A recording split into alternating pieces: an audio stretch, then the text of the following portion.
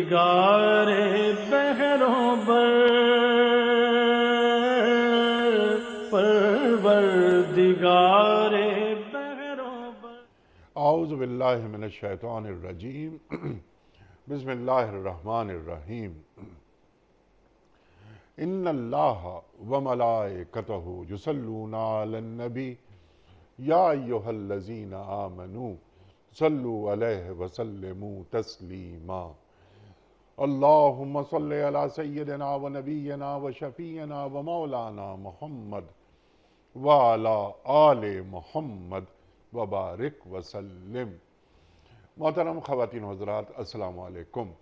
پیام صبح کے ساتھ ایک بار پھر حاضر، میں ہوں آپ کا میزبان انیق احمد۔ خواتین و حضرات، یہ پیر، منگل، بدھ اور جمعرات، ان 4 دنوں میں ہم قرآن کریم کی مختلف آیات پر اپنے معزز علماء سے بات کرواتے ہیں، اور جمعہ اور ہفتہ یہ 2 دن سوال و جواب کے لیے ہوتے ہیں۔ ان 2 دنوں میں ہم آپ کی جانب سے آئے ہوئے سوالات رکھتے ہیں اپنے ملک کے ایک ممتاز مفتی صاحب کی خدمت میں، اور ان سے حاصل کرتے ہیں اپنے مسائل کا حل قرآن و سنت کی روشنی میں۔ لیکن پیر، منگل، بدھ اور جمعرات، ان 4 دنوں میں قرآن کریم کی آیات پر گفتگو ہوتی ہے، اور ہم سمجھنے کی کوشش کرتے ہیں کہ قرآن کریم کی یہ آیات ہم سے کیا مخاطبت کر رہی ہیں۔ ہمارے ملک کے ممتاز علماء تشریف لاتے ہیں اور قرآن کریم کا علم ہم تک منتقل کرتے ہیں۔ خواتین و حضرات، آج ہم سورہ یوسف کی آیت نمبر 101 پر بات کروائیں گے اپنے ملک کے ایک جید عالم دین سے، ایک مفسر قرآن سے۔ خواتین و حضرات، حضرت یوسف علیہ السلام دعا مانگ رہے ہیں، اللہ تعالیٰ سے کہہ رہے ہیں کہ اے رب، تو نے مجھے حکومت بخشی اور مجھ کو باتوں کی تہ تک پہنچنا سکھایا۔ پس منظر کیا ہے وہ بھی ہمارے معزز مہمان بتائیں گے ہمیں۔ حکومت مل جاتی ہے یوسف علیہ السلام کو، پھر خواب کی تعویل، اس تک پہنچنا۔ اے اللہ، تو نے مجھے سکھایا، زمین و آسمان کے بنانے والے، تو یہ دنیا اور آخرت میں میرا سرپرست ہے۔ اللہ اکبر۔ فاطر السماوات والارض انت ولی فی الدنیا والآخرہ توفنی مسلما والحقنی بالصالحین۔ خواتین و حضرات، یہ دعا یہ مکمل ہو گئی۔ سوالات رکھیں گے کہ یوسف علیہ السلام دعا مانگ رہے ہیں، یقیناً دنیا اور آخرت میں اللہ ہی سرپرست ہے، ولی ہے۔ میرا خاتمہ اسلام پر کر۔ ایک نبی ہیں، نبی کا خاتمہ یقیناً اسلام پہ ہی ہوتا ہے۔ تو یہ یہاں کیا بات کہی جا رہی ہے؟ اور والحقنی بالصالحین، اور انجام کار مجھے صالحین کے ساتھ ملا دے۔ انبیاء، صدیق، شہداء اور صالحین، اللہ قرآن کریم میں فرماتا ہے، ایک نبی کوشش یہ کر رہے ہیں یا خواہش یہ کر رہے ہیں، دعا مانگ رہے ہیں کہ مجھے صالحین میں شمار ہو جائے میرا۔ اس کو بھی ذرا ہم چاہیں گے کہ ہمارے معزز مہمان اسے کھولیں۔ ایک سوال ہم یہ بھی رکھیں گے کہ دین پر اختتام کیسے ہوتا ہے، یا دین پر موت کیسے آتی ہے؟ یا ایھا الذین آمنوا اتقوا اللہ حق تقاتہ ولا تموتن الا وانتم مسلمون۔ تو دین پر موت کسے کہتے ہیں؟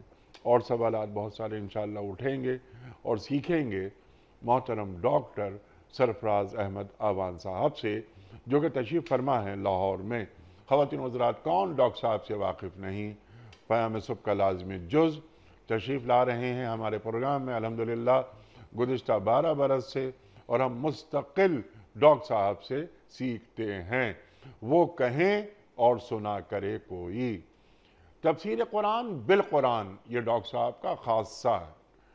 ڈاکٹر صاحب کو خوش آمدید کہتے ہوئے پروگرام کا آغاز اللہ تعالیٰ کے بابرکت نام سے سورہ یوسف اور آیت نمبر 101۔ اعوذ باللہ من الشیطان الرجیم۔ بسم اللہ الرحمن الرحیم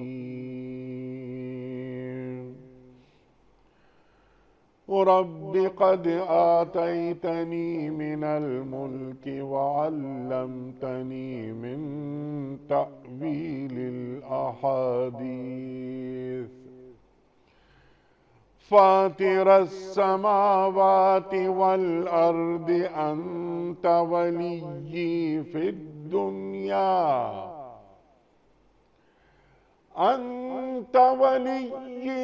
الدنيا والآخرة توفني مسلما وألحقني بالصالحين صدق اللہ العظیم۔ اے میرے رب، تو نے مجھے حکومت بخشی اور مجھ کو باتوں کی تہ تک پہنچنا سکھایا۔ زمین اور آسمان کے بنانے والے تو ہی دنیا اور آخرت میں میرا سرپرست ہے۔ میرا خاتمہ اسلام پر کر اور انجام کار مجھے صالحین کے ساتھ ملا۔ صدق اللہ العظیم۔ خواتین و حضرات، محترم ڈاکٹر سرفراز احمد آوان صاحب کی خدمت میں اس سے پہلے کہ ہم رکھیں آج کے پروگرام کے حوالے سے پہلا سوال، اس سے قبل کل کے پوچھے گئے سوال کا درست جواب اور آج کا سوال آپ کی خدمت میں۔ کل کا سوال یہ تھا کہ طاہرہ کس ام المومنین کا لقب تھا؟ درست جواب حضرت خدیجۃ الکبریٰ رضی اللہ تعالی عنہا۔ آج کا سوال نوٹ فرما لیجئے۔ قرآن کریم پر اعراب لگانے کا اہتمام کس نے کیا تھا؟ عبد الملک نے، حجاج بن یوسف نے یا ولید بن عبد الملک نے؟ جو درست جواب آپ سمجھتے ہوں روانہ فرمائیے۔ ہمارے فون نمبرز ہیں 009221345270009۔ ہمارا دوسرا فون نمبر ہے 0092213400980۔ ہمارا ای میل ایڈریس ps@dunyatv.tv۔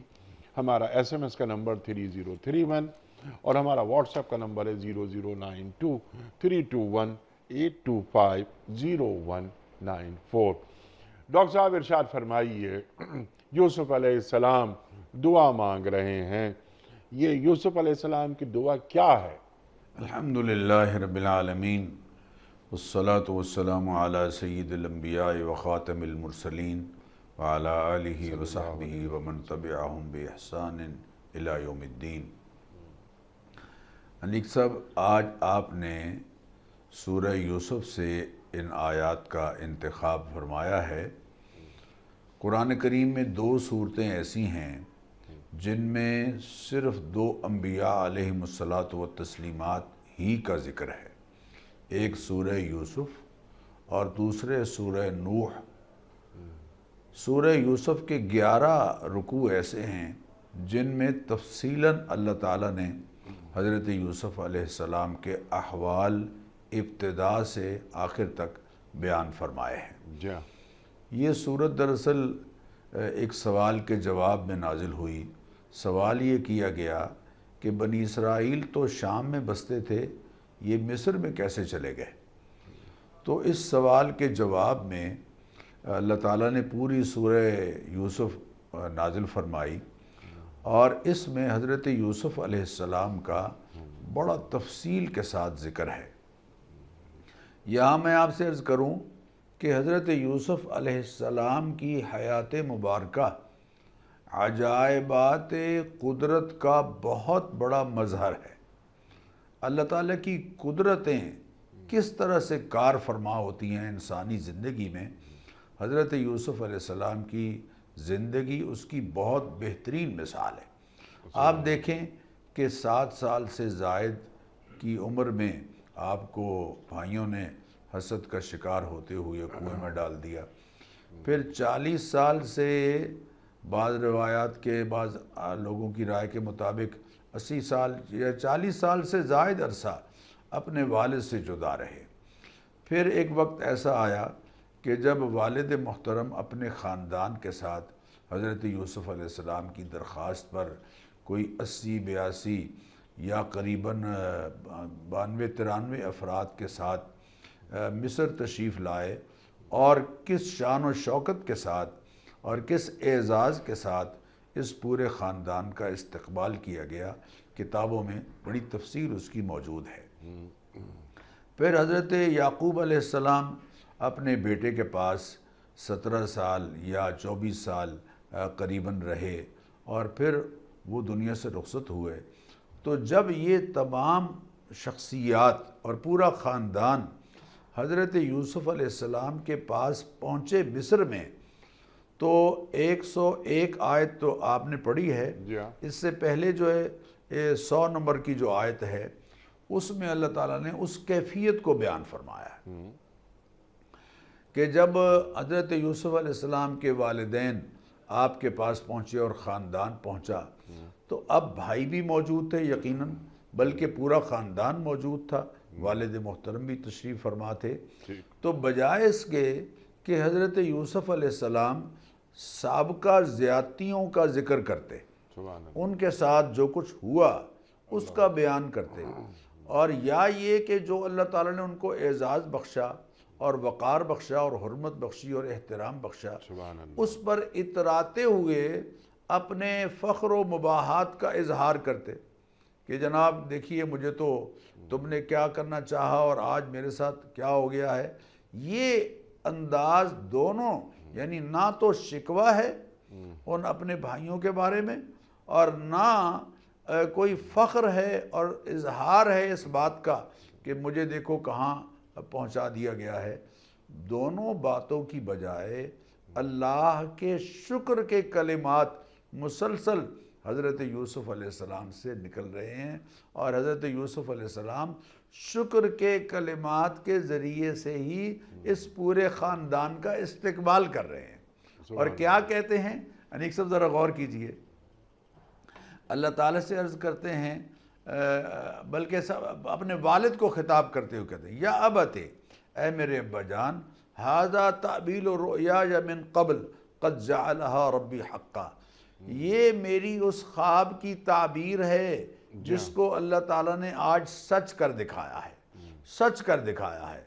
اور وقد احسن بی اذ اخرجنی من السجن، سبحان اللہ۔ اور دیکھیے دوسرا احسان اللہ تعالیٰ نے مجھ پر یہ کیا ہے کہ اذ اخرجنی من السجن، اللہ نے مجھے 7 سال یا 12 یا 14 سال کا جو طویل عرصہ قید کا ہے اس سے اللہ تعالیٰ نے مجھے رہائی بخشی ہے۔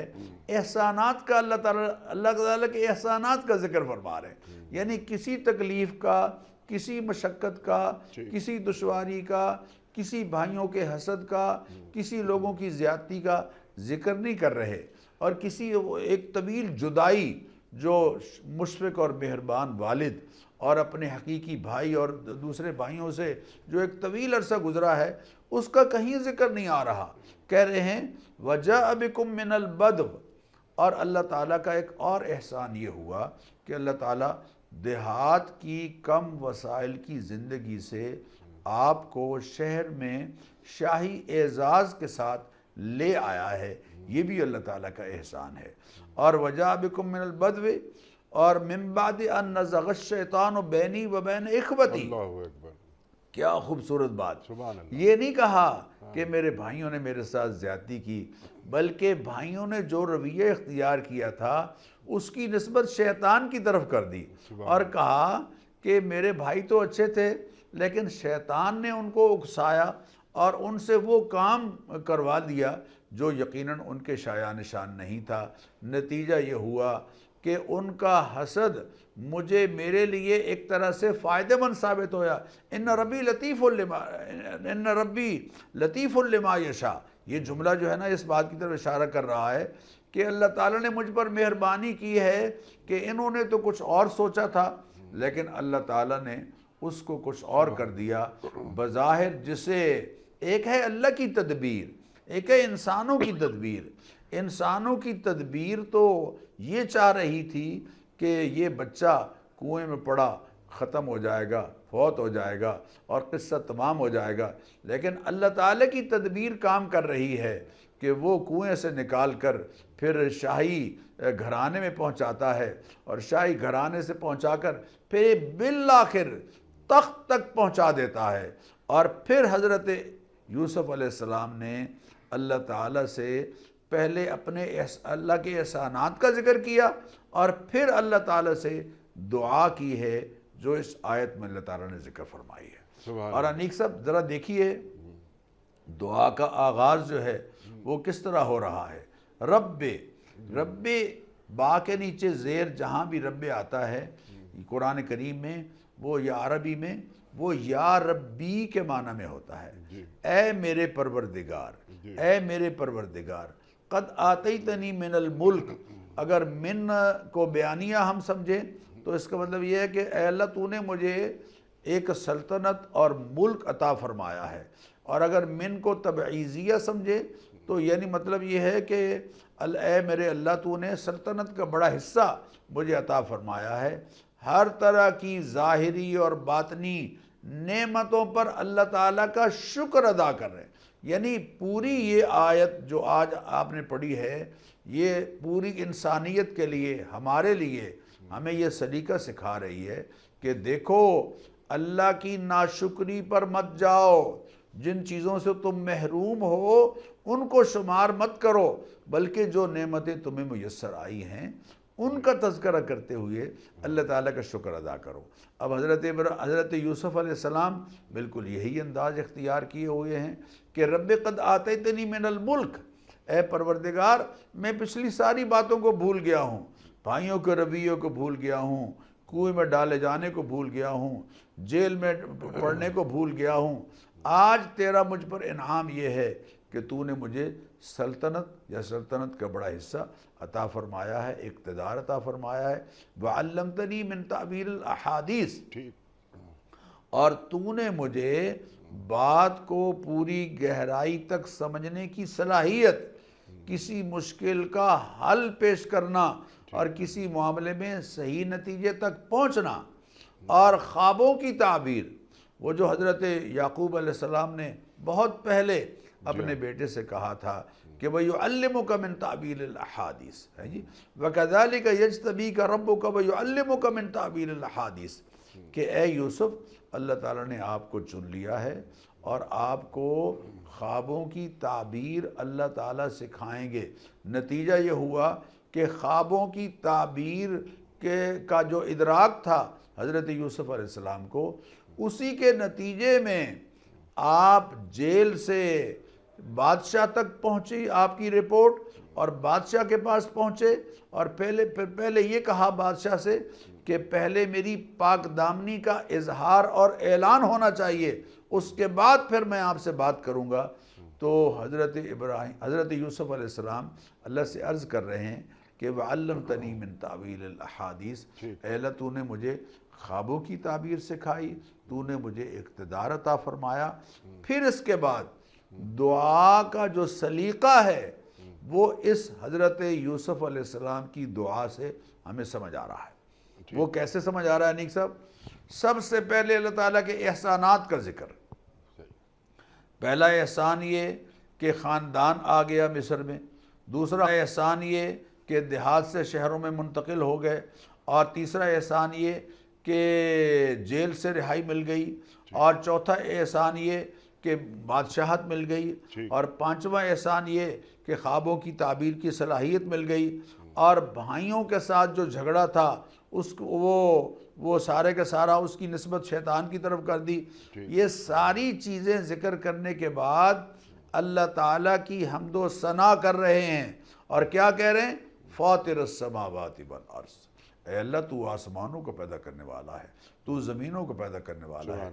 نبی اکرم صلی اللہ علیہ وسلم نے دعا کا جو ہمیں سلیقہ سکھایا ہے، آپ صحیح بخاری میں یہ حدیث موجود ہے، نبی اکرم صلی اللہ علیہ وسلم نے فرمایا ایک آدمی رات کو اس کی آنکھ کھلتی ہے، اور آنکھ جب کھلتی ہے اس کی تو وہ کہہ دیتا ہے لا الہ الا اللہ وحدہ لا شریک لہ لہ الملک ولہ الحمد وہو علی کل شیء قدیر الحمد للہ سبحان اللہ والحمد للہ ولا الہ الا اللہ واللہ اکبر ولا حول ولا قوت الا باللہ۔ اس کے بعد جو دعا کرتا ہے اللہم اغفر لی کہتا ہے، اللہ مجھے معاف کر دے، تو اس کو معافی مل جاتی ہے، سبحان اور دعا کرتا ہے تو یستجاب، اس کی دعا اللہ تعالیٰ کی ہاں قبول کرتی ہے، ہو جاتی ہے۔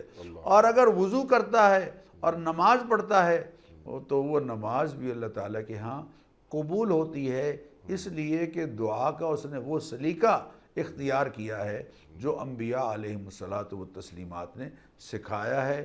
حضرت یوسف علیہ السلام بھی تمام تر احسانات کا ذکر کر کے پھر اللہ سے کہہ رہے ہیں فاطر السماوات والارض انت ولی فی الدنیا والآخرہ، اے اللہ تو دنیا میں بھی میرا کارساز ہے، تو دنیا میں بھی میرا سرپرست ہے، تو دنیا میں بھی میرا رفیق ہے، اور تو آخرت میں بھی میرا رفیق ہے، انت ولی فی الدنیا والآخرہ۔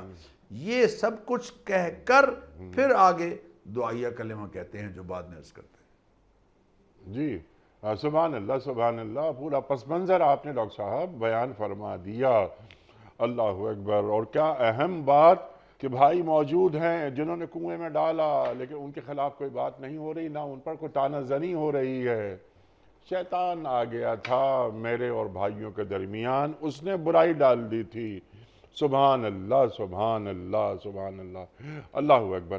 اچھا ڈاکٹر صاحب، اس سے پہلے کہ میں انت ولی فی الدنیا والآخرہ توفنی مسلما والحقنی بالصالحین پہ آؤں، بڑے بڑے موضوعات ہیں، اس سے قبل ذرا یہ فرما دیجئے کہ بات کی تہ تک پہنچنا جو یہ آیت بیان فرما رہی ہے، یوسف علیہ السلام دعا مانگ رہے ہیں، خواب کی تعبیر آپ نے ارشاد فرمایا، کیا انسان اپنی کوششوں سے خواب کی تعبیر جان سکتا ہے اور بات کی تہ تک پہنچ سکتا ہے، یا یہ کسبی معاملہ نہیں ہے، یہ وہبی معاملہ ہے؟ اس میں کوئی شک نہیں ہے نیک صاحب، یہ حقیقتاً تو وہبی معاملہ ہے۔ حضرت ابراہیم علیہ السلام نے اللہ تعالیٰ سے عرض کیا تھا رب حب لی حکمن، اے پروردگار مجھے بات کی تہ تک پہنچنے کی صلاحیت عطا فرما، ٹھیک میں بر وقت فیصلہ کروں اور صحیح فیصلہ کروں، ٹھیک فیصلہ صحیح ہو لیکن بر وقت نہ ہو، اور بر وقت ہو لیکن صحیح نہ ہو تو فیصلے کی خوبی کو اور حسن کو مان کر دیتی ہے یہ بات۔ تو حضرت ابراہیم علیہ السلام جیسی ہستی جو داناؤں کے دانا ہیں، جی ہاں، جو جد الانبیاء ہیں علیہم السلام، وہ اللہ تعالیٰ سے عرض کر رہے ہیں کہ رب حب لی حکمن، اے پروردگار مجھے حکم، حکمت، دانش، بینش، شعور یا اللہ مجھے عطا فرما۔ ٹھیک، وَمَن يُؤْتَ الْحِكْمَةَ فَقَدْ أُوتِيَ خَيْرًا كَثِيرًا، سبحان اللہ، جس کو حکمت عطا کر دی گئی اس کو خیر کثیر عطا کر دیا گیا۔ سبحان تو حکمت یہی ہے کہ وہ جو آپ کبھی کبھی فرماتے ہیں نا کہ ایک حکمت عملی ہے اور ایک عملی حکمت ہے، یہ حکمت عملی اور عملی حکمت دونوں سے شناسائی یہ محض اللہ تعالیٰ کی توفیق سے میسر آتی ہے۔ انسان اپنے کسب کے ذریعے سے بہت کچھ حاصل کرتا ہے، بہت معلومات حاصل کرتا ہے، بہت آگے بڑھتا ہے، لیکن جو بصیرت ہے، نور بصیرت ہے، وہ اللہ تعالیٰ کی عنایت سے ہی انسان کو حاصل ہوتا ہے۔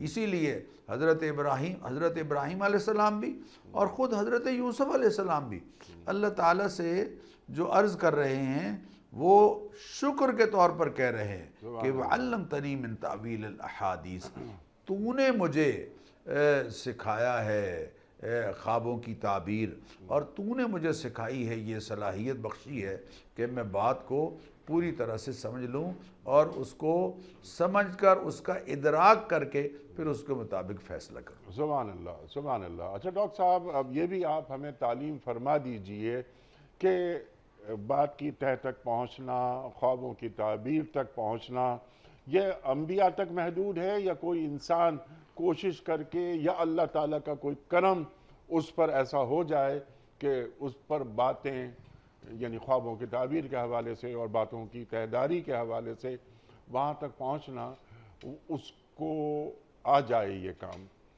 یقیناً انبیاء علیہم الصلاۃ والتسلیمات تو عقل کلی کے حامل ہستیاں تھیں، لہذا ان کا تو خیر مقام ہی بہت بلند ہے، لیکن امتیوں میں سے بھی بہت دانا اور بینا اور باشعور لوگ یقیناً اللہ تعالیٰ نے ان کو یہ صلاحیت بخشی۔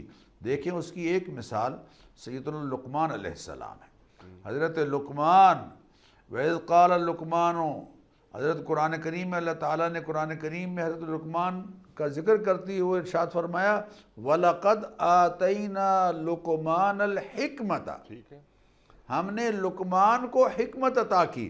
اور اتفاق ہے مفسرین کا کہ حضرت لقمان انبیاء علیہم الصلاۃ والتسلیمات میں سے نہیں تھے، وہ نبی نہیں تھے، اللہ کے ولی اور صالح انسان، لیکن اللہ ان کے بارے میں خود فرما رہے ہیں کہ وَلَقَدْ آتَيْنَا لُقْمَانَ الْحِكْمَةَ، ہم نے لقمان کو حکمت عطا کی، اور اور ساتھ ہی یہ کہا کہ اس صلاحیت پر اللہ تعالیٰ کا شکر ادا کرو۔ تو جو شخص، میں آپ سے عرض کروں کہ جو شخص اللہ کی نعمتوں کا شکر ادا کرنے کا مزاج بنا لیتا ہے، اللہ تعالیٰ اس پر ہدایت کی راہیں کھولتے چلے جاتے ہیں۔ وَالَّذِينَ جَاهَدُوا فِينَا لَنَهْدِيَنَّهُمْ سُبُلَنَا، جو کوشاں رہتا ہے ہماری طرف بڑھنے کے لیے تو ہم اس کے لیے اس پر راہیں کھولتے ہیں۔ اور ادراک اور شعور اور بیداری اور بیدار مغزی، یہ ساری صلاحیتیں یقیناً اللہ تعالیٰ نیک اور صالح افراد ان کو نصیب فرماتے ہیں۔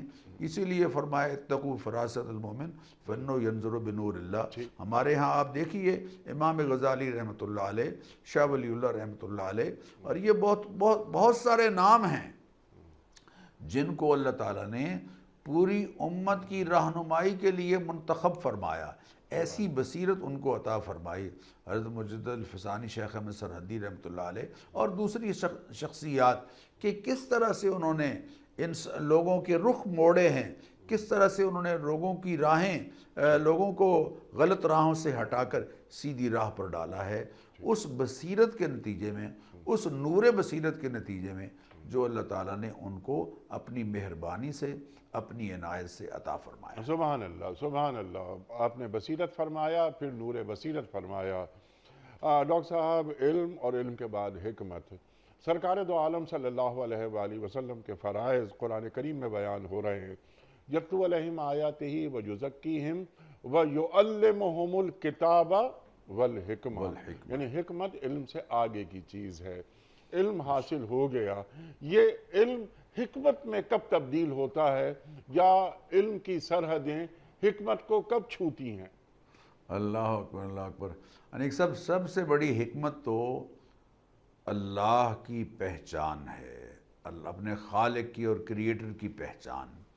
جب علم انسان کو اس سطح پر لے کے جاتا ہے کہ وہ اپنے خالق کے حقوق کو صحیح طور پر پہچان لیتا ہے، اپنی کریشن کے مقصد کو پہچان لیتا ہے، اپنی تخلیق کا مقصد پہچانے اور اپنے کریٹر کو پہچانے، تو بس پھر یقین کیجئے اس نے علم کی سرحدیں عبور کرتے ہوئے دانش اور حکمت کی منزل کی طرف اپنے آپ کو ڈال لیا ہے، اور وہ آہستہ آہستہ آگے بڑھتا چلا جاتا ہے۔ تو دانش اور بینش اور شعور یہ اللہ تعالیٰ کی عنایت سے عطا ہوتا ہے۔ اور علم والے بہت سارے ایسے ہیں کہ جنہوں نے صرف علم کی حد تک اپنے آپ کو رکھا، لیکن وہ یتفکرون فی خلق السماوات والارض۔ جی اللہ قرآن کریم میں جو پسندیدہ لوگوں کا ذکر کر رہے ہیں، وہ فرما رہے ہیں کہ ان فی خلق السماوات والارض واختلاف اللیل والنہار لآیات لأولی الالباب الذین یذکرون اللہ قیاما وقعودا وعلی جنوبہم ویتفکرون فی خلق السماوات والارض، کہ وہ صرف عبادات کی حد تک اپنے آپ کو نہیں رکھتے، بلکہ آسمان و زمین کی تخلیق میں غور و فکر کرتے ہیں۔ تو یہ اکیلا فکر بھی انسان کو فلسفی بنا کے رکھ دیتا ہے، اور اکیلا ذکر بھی انسان کو عبادت کے محدود پہنائیوں میں اور ان میں محدود کر دیتا ہے۔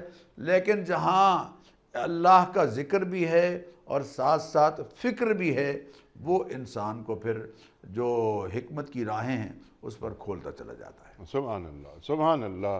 اچھا ڈاکٹر صاحب، اسی ذیل میں ایک چھوٹا سا سوال، پھر آگے بڑھیں گے۔ حکمت جس شخص کے پاس ہے، یعنی ایک حکیم ہے اپنے زمانے کا، کیا اس کے لیے اہل ایمان ہونا ضروری ہے؟ دیکھیے جی، ہمیں تو جو قرآن کریم نے سمجھایا ہے وہ یقیناً یہی سمجھ آئی ہے کہ حکمت جو من جانب اللہ نور ہے وہ تو ایمان کے نتیجے میں ہی میسر آتا ہے۔ باقی لوگوں کے پاس علم کی اور معلومات کی حد تک بہت کچھ ہے، بہت کچھ ہے۔ اللہ تعالیٰ نے انسانوں کی فلاح کے لیے لوگوں سے کام لیا اور مخلوق سے کام لیا، لیکن جو انبیاء علیہم الصلاۃ والتسلیمات کے ذریعے سے حکمت منتقل ہو رہی ہے وہ یقیناً ایمان کے نور کے ساتھ متصل ہے انیک صاحب۔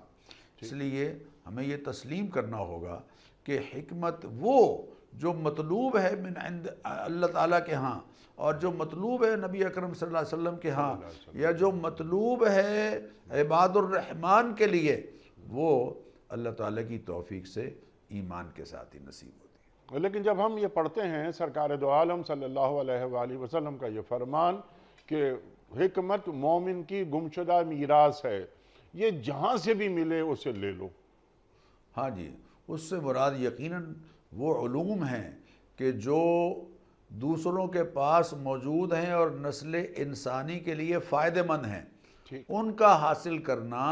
حضور اکرم صلی اللہ علیہ وسلم نے علوم کی کلاسیفیکیشن کی، علوم کو نافع اور غیر نافع میں تقسیم کیا، اور نافع علوم یعنی نفع مند علوم کو حاصل کرنے کے لیے آپ صلی اللہ علیہ وسلم نے افراد کو بھیجا، صحابہ کو بھیجا۔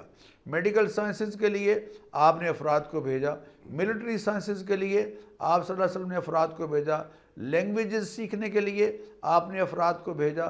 تو وہ دانائی وہ علم جو اوروں کے پاس ہے ہم تک منتقل نہیں ہوا اور وہ انسانیت کے لیے فائدہ مند ہے، یقیناً ہم اس کو حاصل کرنے میں پیش رہیں گے، اور وہ ہماری گمشدہ سرمایہ ہے۔ فَمِنْ حَيْثُ وَجَدَهَا فَهُوَ حَقُّ بِهَا۔ اللہ کے حبیب صلی اللہ علیہ وسلم کا فرمان بالکل صحیح۔ سبحان اللہ، سبحان اللہ۔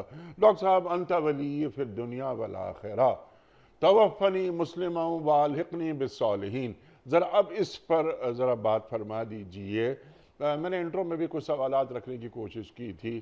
انت ولی فی الدنیا والآخرہ بات بالکل واضح ہے کہ اے اللہ تو میرا سرپرست ہے، میرا ولی ہے، دنیا میں بھی اور آخرت میں بھی۔ نبی دعا مانگ رہے ہیں۔ اب جو آگے بات ہو رہی ہے توفنی مسلموں والحقنی بالصالحین، مجھے وفات دے حالت اسلام میں، تو نبی تو ہوتا ہی مسلمان ہے، اور جب وہ دنیا سے جا رہا ہے تو وہ مسلمان کی حیثیت سے جا رہا ہے نا۔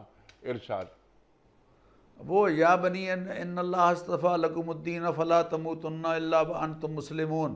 حضرت یعقوب علیہ السلام نے اپنی اولاد کو جو وصیت کی تھی، اذ حضر یعقوب الموت اذ قال لبنیہ ما تعبدون من بعدی قالوا نعبد الہک و الہ آبائک ابراہیم و اسماعیل و اسحاق الہ واحد ونحن له مسلمون۔ وہ وصیت جو ہے نا جی، وہ حضرت یوسف علیہ السلام کو یاد ہے، اور یہ نہیں کہہ رہے کہ اے اللہ مجھے، یعنی موت کی تمنا نہیں کر رہے، موت کی تمنا نہیں کر رہے۔ موت کی تمنا کرنے سے تو نبی اکرم صلی اللہ علیہ وسلم نے روکا ہے۔ آپ صلی اللہ علیہ وسلم نے ارشاد فرمایا لا یتمنین احدکم الموت من ضر اصابہ، کوئی تکلیف اگر تمہیں پہنچی ہے تو اس تکلیف کی وجہ سے تم موت کی تمنا ہرگز نہ کرو۔ فَإِنْ كَانَ لَا بُدَّ فَاعِلًا، اگر بالفرض اس سٹیج پر پہنچ گئے ہو کہ اس کے سوا کوئی چارہ تمہیں نظر نہیں آتا، تو پھر یہ دعا کرو کہ اللہم احینی ما کانت الحیات خیرا لی وتوفنی اذا کانت الوفات خیرا لی۔ اے اللہ، زندگی اگر میرے لیے بہتر ہے تو مجھے زندہ رکھ، اور اگر موت میرے لیے بہتر ہے تو پھر دنیا سے رحلت کر لے۔ تو گویا موت کی تمنا نہیں کر رہے، بلکہ عرض یہ کر رہے ہیں کہ اے اللہ، میں جب دنیا سے رحلت کروں تو میں اس حال میں جاؤں کہ تیری فرما برداری میں میری زندگی گزر رہی ہو۔ انبیاء علیہم الصلاۃ، یہاں مسلم جو ہے نا جی، وہ لفظی معنی میں ہے کہ فرما بردار۔ اے پروردگار. دیکھیں نا حضور اکرم صلی اللہ علیہ وسلم بھی اس طرح کی دعائیں اللہ تعالیٰ سے کیا کرتے تھے. اللہم ثبت قلبی علی دینک، اللہم صرف قلبی علی طاعتک. اے اللہ اپنی فرما برداری پر میرا دل متوجہ رکھنا، اے اللہ دین پر مجھے ثابت قدمی عطا فرما. یہ حضرت یوسف علیہ السلام اللہ سے عرض کر رہے ہیں توفنی مسلمن، اے اللہ جب میں دنیا سے جاؤں تو تیری فرما برداری کی حالت میں دنیا سے جاؤں. یہ یعنی آخرت کے لیے اور دنیا سے جانا اس حالت میں کہ اللہ تعالیٰ اپنے فرما برداروں میں اٹھائے، یہ خواہش تو بہت اچھی خواہش ہے. یقینی بات ہے حضرت یوسف علیہ السلام بھی اللہ تعالیٰ سے یہی عرض کر رہے ہیں. موت کی تمنا نہیں کر رہے بلکہ یہ عرض کر رہے ہیں کہ جب تک میں زندہ رہوں فلما توفیتنی کنت انت الرقیب علی من انت علی کل شیء شہید. حضرت عیسیٰ علیہ السلام کی تقریر میں یہ بات ملتی ہے کہ جب تک میں رہا تو میں تیرا فرمانبردار رہا اور ان کو تیرے دین کی دعوت دیتا رہا. جب میں ان سے چلا آیا تو اب یہ تیرے سپرد. تو اسی طرح حضرت یوسف علیہ السلام بھی اللہ تعالیٰ سے عرض کر رہے ہیں کہ اے اللہ جب تک میں زندہ رہوں، اسلام پر زندہ رہوں، اور جب رحلت ہو تو میں تیری فرما برداری کی حالت میں دنیا سے رحلت کروں. اور پھر آگے جو جملہ ہے وَالْحِقْنِي بِالصَّالِحِينَ، سبحان اللہ سبحان اللہ. یہاں صالحین سے مراد حضرت یوسف علیہ السلام کے آباء و اجداد ہیں. حضرت ابراہیم علیہ السلام، حضرت اسماعیل علیہ السلام، حضرت اسحاق علیہ السلام، حضرت یعقوب علیہ السلام. کہ اے پروردگار میں جب دنیا سے رحلت کر جاؤں تو پھر مجھے میرے آباء و اجداد صالحین کے جو ائمہ گزرے ہیں، امام صالحین کے، حضرت ابراہیم علیہ السلام، حضرت اسحاق علیہ السلام، حضرت اسماعیل علیہ السلام، حضرت یعقوب علیہ السلام، ان کے ساتھ میرا شمار کرنا. یعنی یہ التجا ہے اللہ تعالیٰ سے کہ میرا انجام بھی اچھا ہو اور میں جب جنت میں جاؤں تو میری رفاقت بھی پاکیزہ لوگوں کے ساتھ اور اچھے لوگوں کے ساتھ ہو. اور یقیناً حضرت ابراہیم علیہ السلام کے بیٹے حضرت یعقوب علیہ السلام نے یہ کہا تھا اپنی اولاد کو ما تعبدون من بعدی، میرے بعد کن کی عبادت کرو گے؟ قالوا نعبد الہک و الہ آبائک ابراہیم و اسماعیل و اسحاق الہا واحدا. اکیلا الہ جو ابراہیم علیہ السلام کا الہ، حضرت اسحاق علیہ السلام کا الہ، اسماعیل علیہ السلام کا الہ، الہا واحدا، اکیلا الہ، ونحن لہ مسلمون، اور ہم اسی کے فرما بردار رہیں گے. تو اسی اقرار اور اسی اظہار، اسی وصیت پر عمل دعا میں جھلک رہی ہے بات. تو اللہ تعالیٰ سے یہ دعا کرنا کہ اللہ خاتمہ بالایمان ہو. اور جو ہم دعا نماز جنازہ میں اللہ تعالیٰ سے مانگتے ہیں کہ اے اللہ جب تک زندہ رہیں تو اسلام پر زندہ رہیں، وَمَن تَوَفَّيْتَهُ مِنَّا فَتَوَفَّهُ عَلَى الْإِيمَانِ، اور ہمیں سے جسے بھی موت آئے ایمان پر موت آئے. یہ دعا حضرت یوسف علیہ السلام کی دعا جو ہے اس میں بھی یہی جھلک ہے اور یہی تعلیم ہے، اور ہماری اس دعا میں بھی یہی بات سامنے آتی ہے. تو گویا سلیقہ یہ سکھایا نیک صاحب کہ سب سے پہلے اللہ کا شکر ادا کرو. اللہ تعالیٰ نے جن چیزوں سے کسی وجہ سے آپ معاشرے میں ان چیزوں سے محروم رہے ہیں ان کا شکوہ نہ کریں کہ یا اللہ مجھے فلاں نہیں ملا، فلاں نہیں ملا، فلاں نہیں ملا، بلکہ جو کچھ ملا ہے اس پر اللہ کا شکر ادا کریں اور خوب اللہ کی حمد و ثنا کریں. پھر اللہ سے مانگیں، اور مانگیں کیا؟ دنیا بھی مانگیں، کوئی حرج نہیں. اللہ سے دنیا مانگنے میں کوئی قباحت نہیں ہے. جائز سورسز آف انکم سے دنیا بنانا، اس میں کسی نے ہاتھ نہیں روکا، لیکن اللہ سے انجام بالخیر مانگیں. اللہم احسن عاقبتنا فی الامور کلہا واجرنا من خزی الدنیا وعذاب الاخرہ. اے اللہ احسن عاقبتنا فی الامور کلہا، تمام امور میں میرا انجام اچھا بنانا، اور واجرنا من خزی الدنیا وعذاب الاخرہ، اور دنیا کی رسوائی سے مجھے بچانا اور آخرت کے عذاب سے مجھے بچانا، آخرت کی سزا سے مجھے بچانا. یہ دعائیں نبی اکرم صلی اللہ علیہ وسلم نے ہمیں سکھائی ہیں. حضرت یوسف علیہ السلام کی دعا بھی ہمیں یہی سکھا رہی. سبحان اللہ سبحان اللہ سبحان اللہ سبحان اللہ. اور آپ نے یہ مشکل حل کر دی کہ یہاں ایک نبی صالحین میں شمار ہونے کی خواہش کیوں کر رہے ہیں، کیوں دعا مانگ رہے ہیں. کہ قرآن کریم یہ بتا دیتا ہے ہمیں اور ہمیں سمجھا دیتا ہے کہ انبیاء، اس کے بعد شہداء، پھر صدیق، پھر صالحین. تو صالحین سے مراد جیسا کہ آپ نے بات فرمائی کہ یہاں یوسف علیہ السلام دعا مانگ رہے ہیں کہ اے اللہ تو مجھے صالحین میں رکھ میری وفات کے بعد. یعنی ابراہیم علیہ السلام، یعقوب علیہ السلام، ابراہیم علیہ السلام کے دونوں بیٹے اسحاق اور اسماعیل. اللہ اکبر اللہ اکبر. ڈاکٹر صاحب اس پر سوالات تو خیر بہت سارے ہیں کہ وہ بھی انبیاء جن کا ذکر کر رہے ہیں. اب یہ ظاہر ہے نسل در نسل یہ نبوت آگے چل رہی ہے. وہ ابراہیم علیہ السلام اور اس کے بعد اسحاق اور اسماعیل علیہ السلام، اور اسماعیل علیہ السلام کی نسل میں سرکار دو عالم صلی اللہ علیہ وآلہ وسلم. لیکن اسحاق کے بعد یعقوب، یعقوب کے بعد یوسف. تو یہ نبی بھی تو ہیں سب، لیکن صالحین میں شمار کیا جا رہا ہے. یہ بھی ایک ذرا سا ایک مسئلہ ہے کہ نبی کا مقام تو بڑا بلند ہوتا ہے، وہ صالحین میں کیوں شمار کروانا چاہ رہے ہیں. لیکن ایک سوال جو میں رکھنا چاہ رہا ہوں آخر میں، یہ جو آپ نے بات فرمائی توفنی مسلموں والحقنی بالصالحین، بہت ساری گفتگو آپ نے فرمائی. جب آپ گفتگو فرما رہے تھے تو میرے ذہن میں ایک سوال پیدا ہو رہا تھا اور میں نے یہ سوچا تھا کہ میں آپ کی خدمت پہ رکھوں گا. ڈاکٹر صاحب سوال چھوٹا سا ہے اور وہ یہ کہ یہ ہمیں بتا دیجئے، سمجھا دیجئے، ہمیں تعلیم کر دیجئے کہ دین پر جیا کیسے جاتا ہے اور دین پر مرا کیسے جاتا ہے. اللہ اکبر اللہ اکبر اللہ. یہ تو بڑا اہم سوال ہے انیک صاحب. اللہ اکبر اللہ اکبر. دیکھیے میں آپ سے عرض کروں کہ دین پر جینے کا ایک ہی راستہ ہے اور وہ ہے اتباع سید کائنات صلی اللہ علیہ وسلم. اور دین پر ثابت قدم رہ کر دنیا سے رحلت کرنا یہ بھی یقینی بات ہے.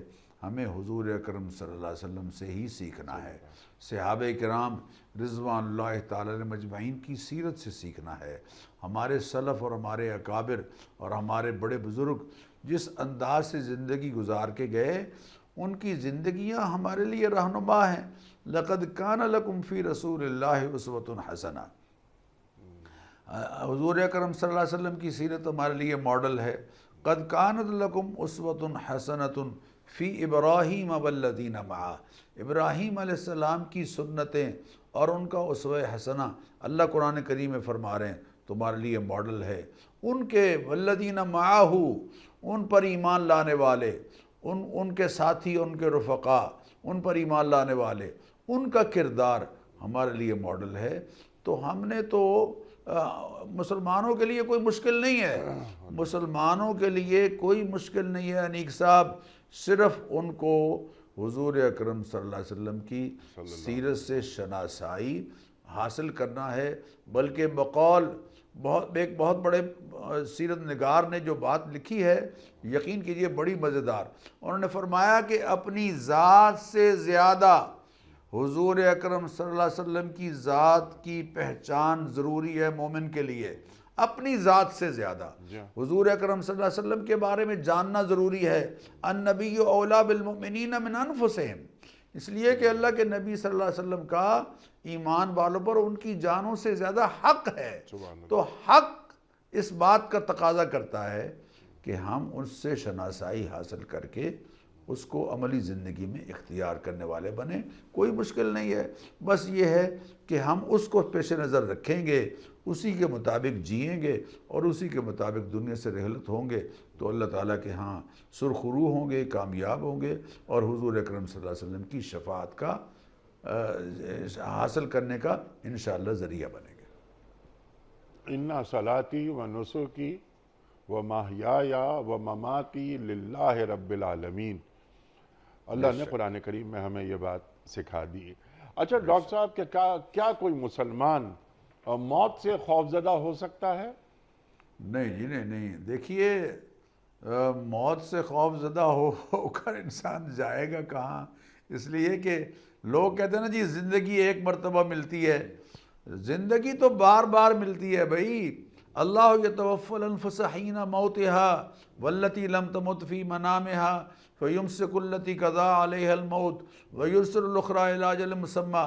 زندگی ہر روز ملتی ہے، موت ایک ہی مرتبہ آئے گی بس۔ موت، اور موت سے خوف زدہ ہونا یقینی بات ہے مومن کے شایان نشان نہیں ہے، اس لیے کہ موت تو وصل محبوب کا ذریعہ ہے، اللہ کے، اللہ کی ذات عالی سے یعنی وہ وصل نصیب ہو رہا ہے، تو اس لیے موت سے کیوں گھبرانا ہے؟ موت سے گھبرانے کی وجہ حضور نے بیان فرمائی ہے۔ حضور فرماتے ہیں کہ تمہارے اندر جو وہن کی بیماری پیدا ہو جائے گی وہ ہے حب الدنیا، دنیا کی محبت، وکراہیت الموت، اور موت سے ناپسند، موت کو ناپسند جاننا، یہ وہن کی بیماری حب الدنیا کی وجہ سے پیدا ہوتی ہے۔ تو حب دنیا اگر نہیں ہے تو وہ درویش، تو کسی نے کہا تھا کہ کیسے بھئی اللہ کے کیسے بندہ مرتا ہے، تو اس نے سر ٹیک کے زمین پر کہا دیکھ لیجئے ایسے، اور سر ٹیکا نیچے اور سانس نکل گئی۔ اس لیے موت سے کیوں ڈریں گے جی؟ سبحان اللہ، سبحان اللہ، سبحان اللہ۔ ڈاکٹر صاحب بڑا ممنون، بڑا شکر گزار، سورہ یوسف کی آیت نمبر 101 پر آپ نے تفصیلی گفتگو فرمائی اور ہمیں بتایا کہ اللہ تعالیٰ کیا فرما رہا ہے قرآن کریم کی اس آیت میں، اور عہد سے جوڑا کہ مسلمان کس طرح جیتا ہے اور کس طرح مرتا ہے، اور ایک مسلمان کبھی موت سے خوف زدہ نہیں ہوتا۔ اللہ اکبر، اللہ اکبر۔ حضرت علی کرم اللہ وجہہ کا ایک قول یاد آیا، آپ فرماتے ہیں کہ موت میری زندگی کی حفاظت کرتی ہے۔ اللہ اکبر، اللہ اکبر۔ خواتین حضرات، بہت ساری باتیں مزید ہو سکتی ہیں ڈاکٹر صاحب سے، لیکن وقت یہاں مکمل ہوا ہمارے آج کے پروگرام کا۔ آپ اور ہم جانتے ہیں کہ پروگرام کے آخری حصے میں ایک چھوٹا سا ایک سلسلہ ہوتا ہے کوئز کا۔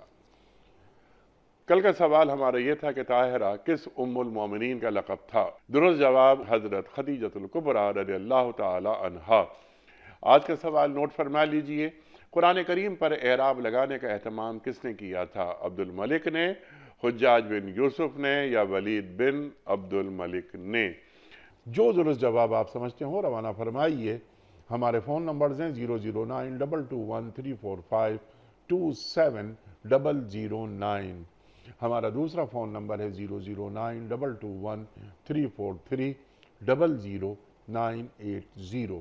ہمارا ای میل ایڈریس ps@duniatv.tv، ہمارا SMS کا نمبر 3031، اور ہمارا واٹس ایپ کا نمبر ہے 00923218250194۔ وقت قرآن اندازی کا، لیکن کراچی میں کوئی مہمان تشریف فرما نہیں، آپ جانتے ہیں، تو یہ کام میرے ہاتھوں انجام پا رہا ہے۔ بحرین سے ہیں حسان محمد قاسم، حسان محمد قاسم صاحب بحرین سے۔ آپ کی خدمت میں دنیا ٹی وی کی جانب سے دینی کتب پر مشتمل گفٹ ہیمپر آپ کی طرف بھجوایا جا رہا ہے بذریعہ کوریئر۔ آپ کو بہت بہت مبارک ہو۔ پیام صبح کا اختتام ہوتا ہے روزانہ ایک قول پر، اور وہ قول ہوتا ہے صاحب نہج البلاغہ امیر المومنین حضرت علی مرتضیٰ کرم اللہ وجہہ کا۔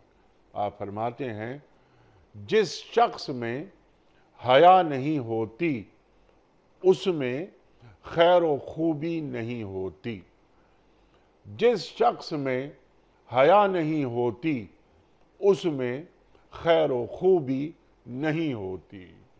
سبحان اللہ، سبحان اللہ۔ اپنے میزبان انیق احمد کو کل تک کے لیے اجازت دیجیے۔ خدا حافظ۔ پروردگار